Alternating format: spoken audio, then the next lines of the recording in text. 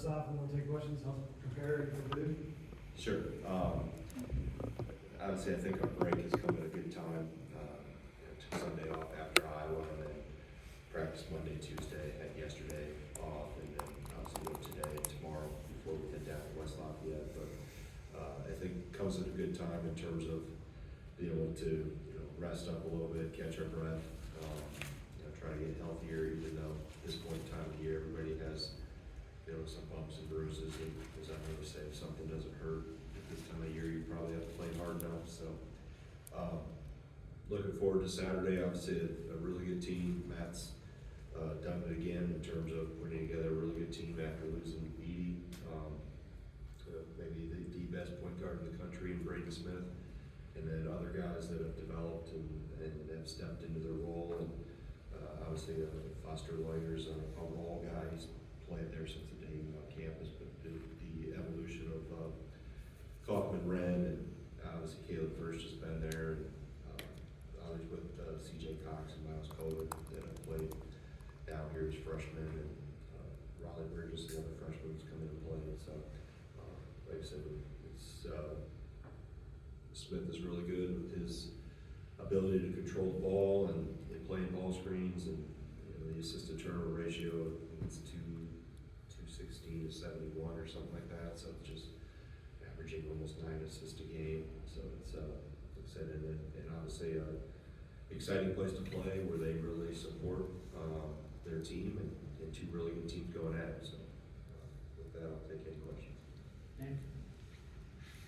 Greg, obviously you touched on it a little bit with Kaufman, right? Of course, there are more opportunities now with Edie gone, but Right. what have you seen kind of him add to his offensive arsenal, and how important will it be to maybe get him involved for a little bit? Yeah, I think Matt told me years ago, and I think when Trey was a freshman, he thought he had the potential to be an all-conference player if he continued to develop, and obviously he waited in line behind Zach, rightfully so. But I think he's changed his body. He's slimmer. He's more cut.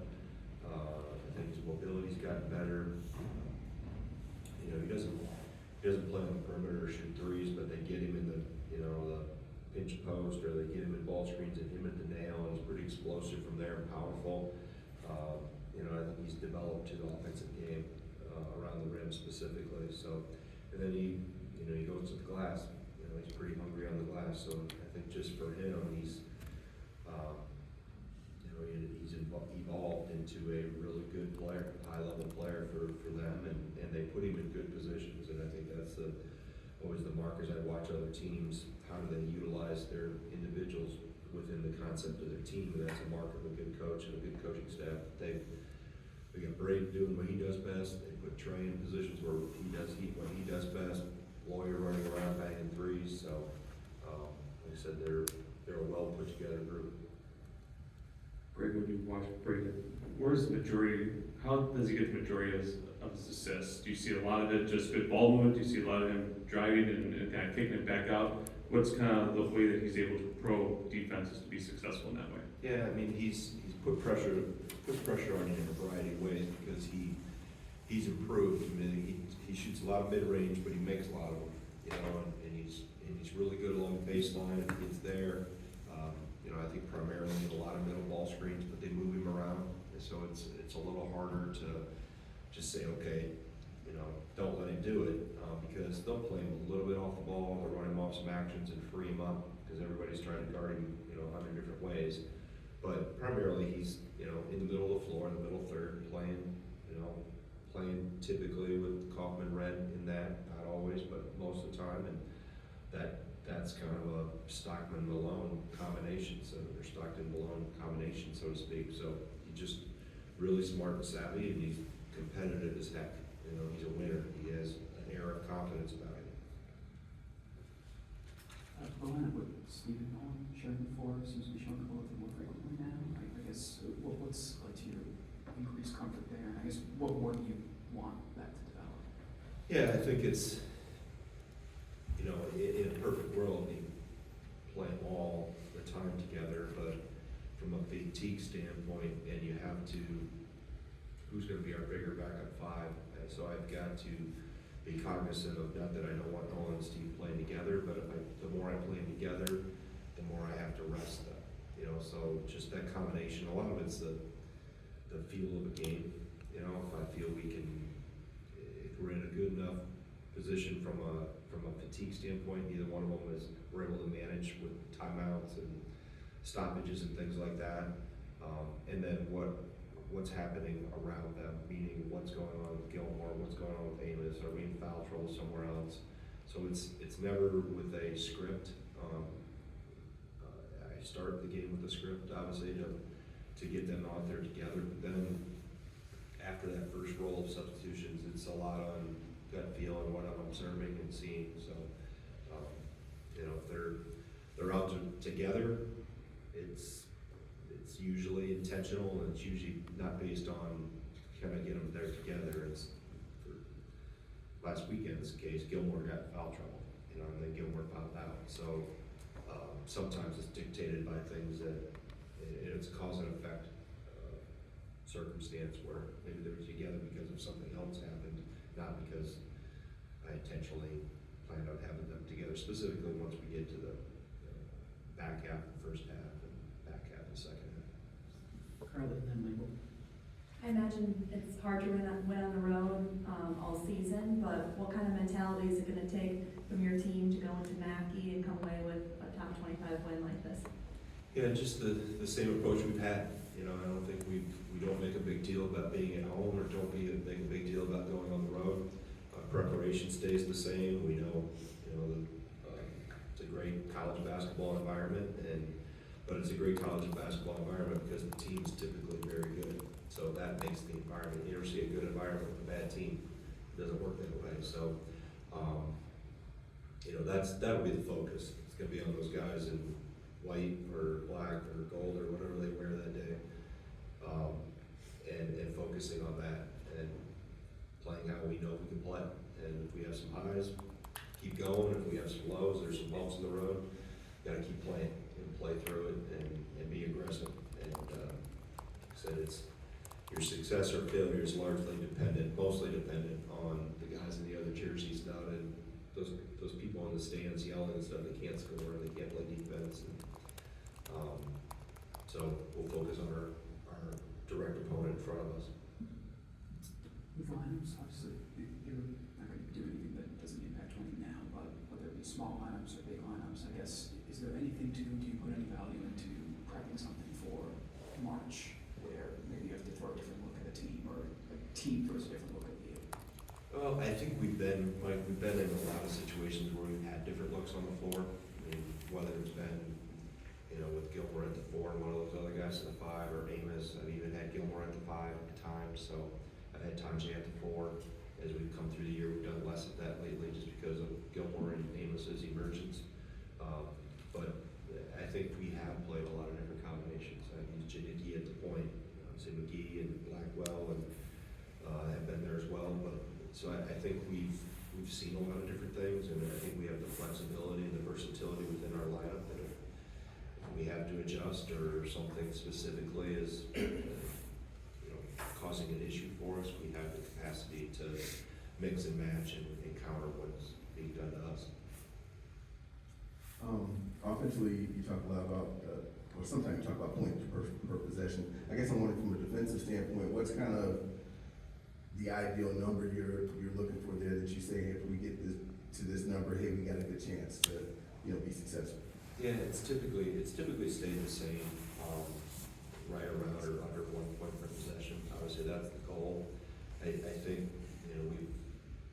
we haven't come up with scientific facts behind it, but I think both those numbers in terms of offense and defense may have increased a little bit as time is, meaning how the game has changed, like with the emphasis more on offense. That maybe you raise both those numbers a little bit. But by and large, our benchmark's 1 point per possession, and so we don't try to. So I pay attention. I study the analytics, but I'm not gonna get paralysis by analysis too much with it. The number basically. I think there's only been one game where we have held an opponent under a point per possession and not won the game, and that was Michigan here. And that was really related to our offense and our inefficiency. That it was what we did defensively. the numbers bear that out. We were both at 0.9 something in that game, but by and large, a long-winded answer to your question, but it's still roughly one up. Kendrick? Hey, Greg. I know you watch a lot of film and a lot of the folks around the Big Ten. Did you get a chance to watch Michigan and Purdue the other night? And if so, is there anything that you took away from Michigan kind of being able to hold, aside from like Braden Smith, Fletcher Loyer, and Kaufman Wren, the other role players in check for this game? Well, I mean, those three, as I mentioned, I don't think that's an anomaly that they take the majority of their shots they have all year. Michigan was able to make some plays. They got an offensive rebound. I think Burnett hit a 3 off the offensive rebound. Golden was able to get through a post double and score, and then they were able to, either get a turnover, get a defensive rebound, and hold them off just enough. So I mean, both teams were obviously a little different than Michigan. So there's some things you take from it. There's some things that don't apply. And I think that's as you look through, whether I watch them against Maryland or Iowa or you name it. There's things that apply or we can draw from, and then there's things that just quite frankly doesn't fit us, whether it be personnel or scheme or what have you. You're looking at two programs here that have traditionally, the last 25, 30 plus years, have been as consistent as anybody in our league, along with Michigan State. And we've all had our ups and downs. I think even Matt's finished in last place in the league at least twice in his time at Purdue. But the consistency that these two programs have played with and performed with, and I think this year's another good example with all that he lost from last year with Edie and being able to put a really good team back on the floor. It's more about what I think understanding who you are and who you are not as a program, and continually striving towards that. I think that's what's made us successful, even though we've had some adjustments here and there.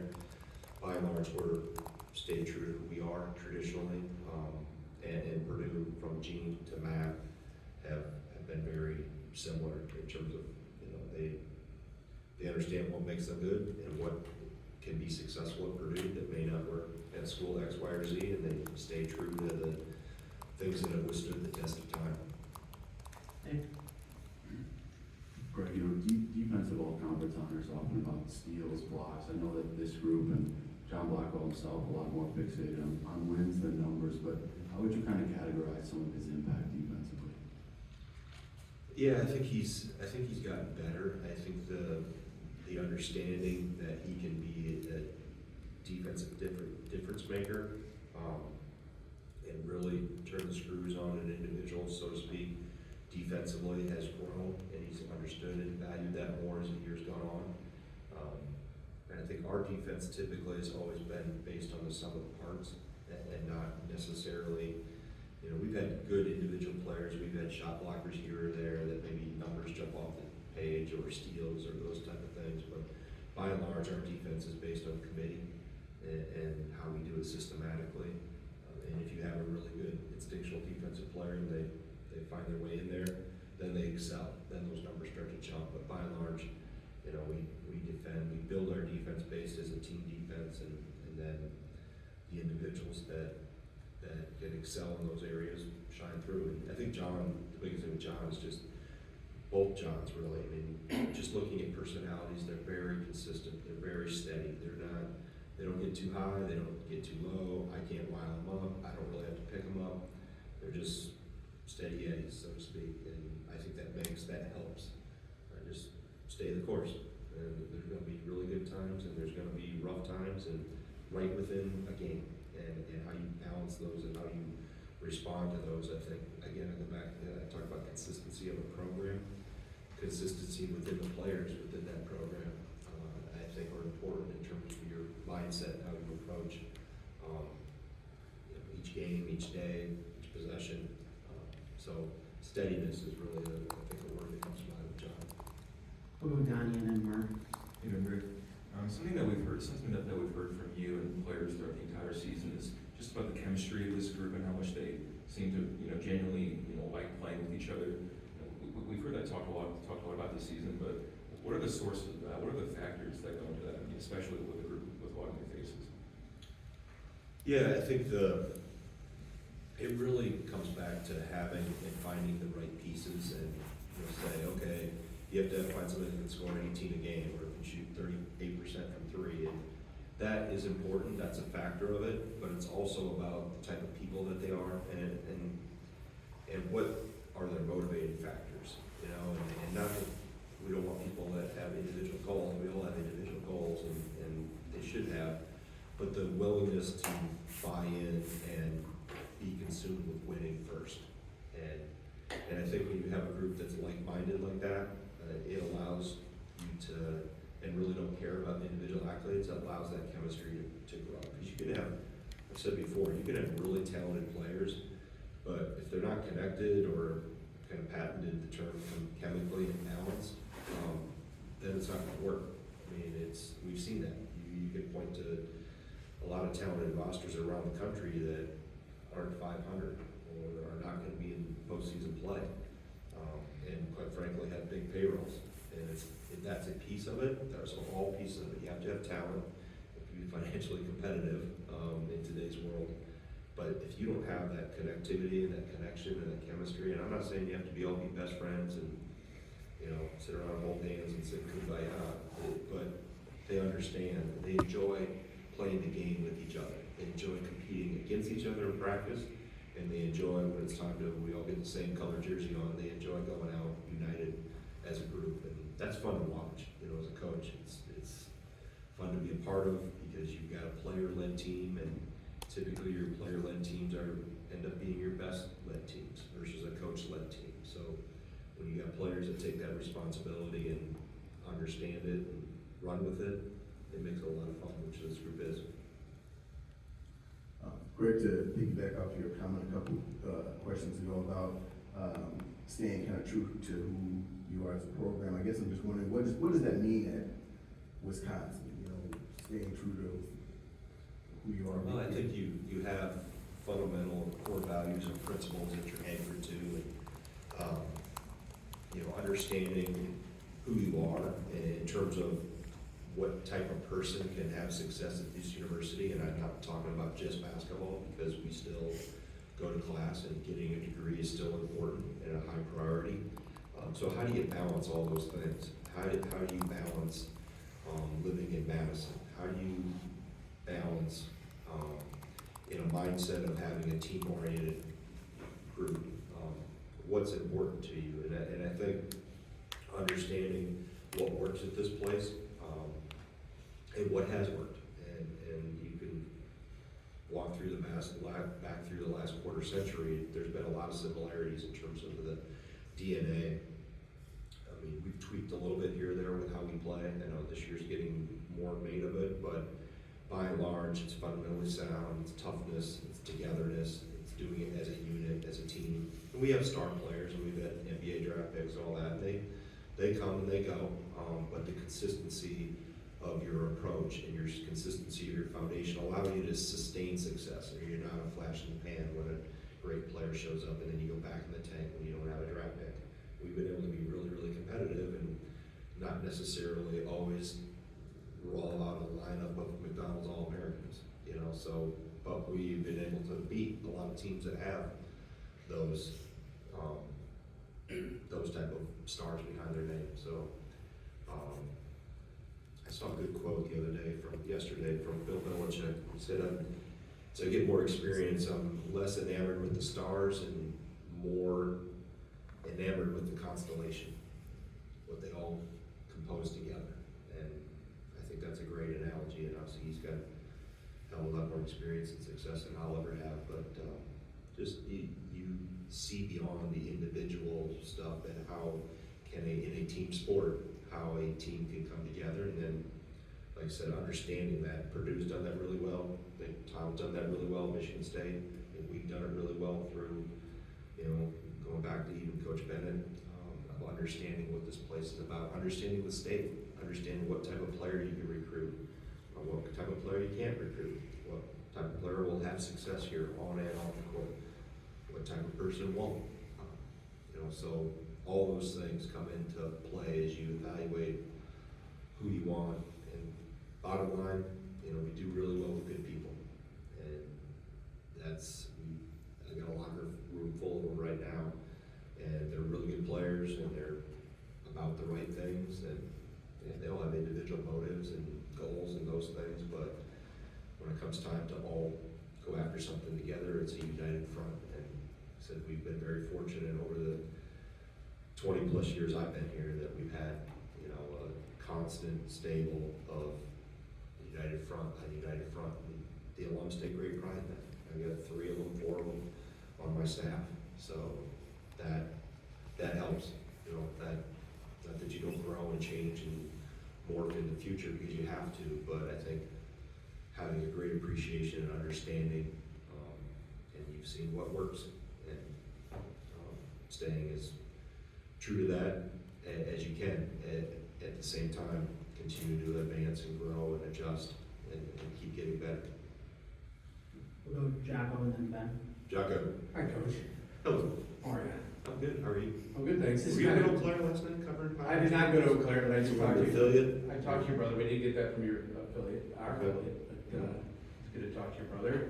Hey, speaking of brotherhood, I know this is a shorter trip for you guys, but is it good to get away from, you know, maybe Madison for a little bit to kind of bond a little bit more? I know you talked a little bit about how this team has come together, but to get away from everybody else and be together, even though it's a short trip, but just Yeah, to I see mean, each other's faces. I think anytime you can have time together, it's important to bond and to develop relationships. I mean, we've had a lot of them. I think this is 6 out of the last 8 games we've been on the road, but I'm probably more concerned to check in with your weatherman. Are we getting 6 inches of snow again in West Lafayette?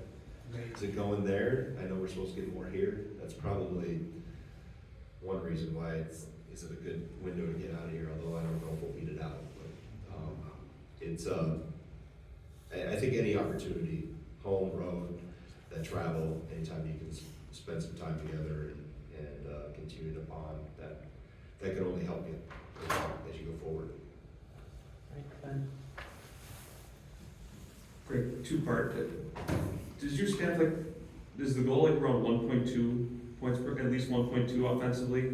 Is that kind of the neighborhood? It varies by game. Okay. Based on what we get from our analytic company, based on competition, based on what their numbers tell us or tell the computer experts, so to speak. So it varies. I think in 4 of the last 5 you've been around 1.1. I know you guys had that long streak of had 80 a game and it's been a little less. Mhm. Do you still like how the offense has been functioning, the ball movement and the shot selection for the most part over Yeah, I this think stretch? shot selection's been good. The shot selection usually improves as the ball movement improves. You know, they're tied to each other.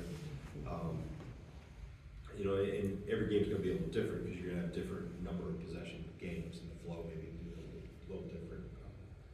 So I think our goal in terms of what we analytically get on paper fluctuates. I mean, I've seen it as high as 1.17 as a goal based on what the opponent's strengths and weaknesses were. I haven't dug into this one yet. I wouldn't say it even if I knew it, because it's enemy information. But no, it's like I said, with Mark's question, it's roughly 1.0, and typically when we're above that, which I think, you know, just I've tasked my video guy with, should it be 1.10? Should it be 1.05? Should it be 1.07? You know, is our offensive target move up given how the game has changed?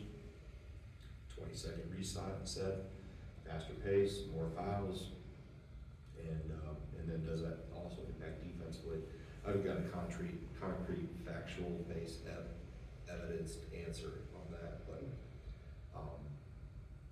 yeah, if we could be in the 1.1 range, 1.15, then, you know, unless we're Swiss cheese defensively, we're typically in a good position. All right, thank you, Coach. Good? All right, thank you.